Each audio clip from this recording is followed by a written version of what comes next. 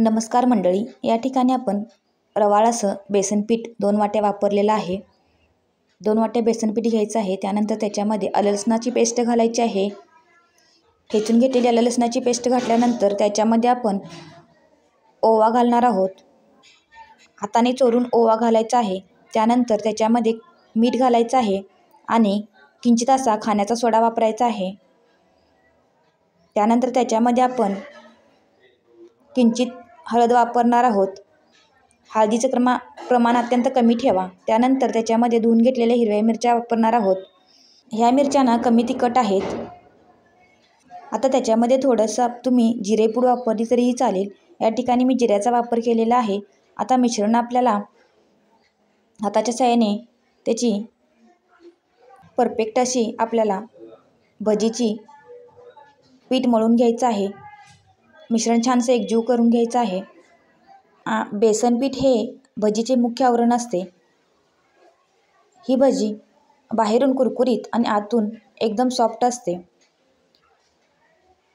बेसन पिठाचे आपल्याला पूर्णपणे अशा पद्धतीने गुठळ्या मोडून घ्यायच्या आहेत. याला मिरची भजी, मिरची वडा किंवा मिरची पकोडा असंही म्हटलं जातं. हा एक झणझणीत आणि लोकप्रिय असा महाराष्ट्रीयन स्नॅक आहे, जो महाराष्ट्रात आणि इतर राज्यामध्ये पावसाळ्यात आणि थंडीच्या दिवसात खूप आवडीने खाल्ला जातो. कुडकुडणाऱ्या थंडीत म्हटलं चला झणझणीत अशी मिरची भजी बनवूया.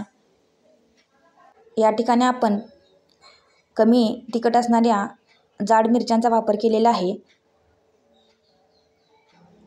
या ठिकाणी खाण्याचा सोडा वापरल्यामुळे आपली भजी छानशी फुगायला मदत होते. भजी टाकल्यानंतर 1 मिनिटानंतर झारी लावू नका. 1 मिनिटानंतर अशा पद्धतीने भजी परतवून घ्यायची आहे, जेणेकरून दोन्ही बाजूनी भजी चांगली भाजली जाईल.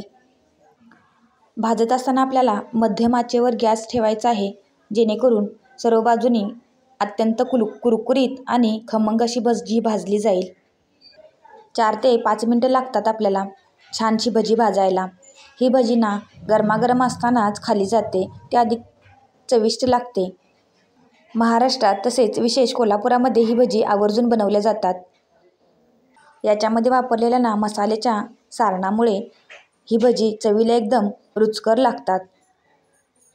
ह्या भजीसोबत कोथिंबीरीची चटणी खाली जाते. चिंच गुळाची चटणी खूप छान लागते. टॅमॅटो केचप, त्याचप्रमाणे तळलेल्या हिरव्या मिरच्या देखील, कांद्याचे काप देखील खाल्ले जातात. तुम्हाला आवडीप्रमाणे तुम्ही या ठिकाणी त्याचा वापर करू शकता. अशा पद्धतीने आपण दोन्ही बॅचमध्ये सर्व भजी तळून घेतलेल्या आहेत. अशा पद्धतीने अत्यंत रुचकर आणि खमंग अशी आपली झणझणीत मिरचीची भजी तयार झालेली आहे. एकदा अशा पद्धतीने खमंग असा मिरची पकोडा एकदा नक्की ट्राय करा. आणि तुम्हाला जर व्हिडिओ आवडत असेल तर व्हिडिओला नक्की लाईक करा. चॅनेलला सबस्क्राईब केलं नसेल तर नक्की सबस्क्राईब करा. धन्यवाद.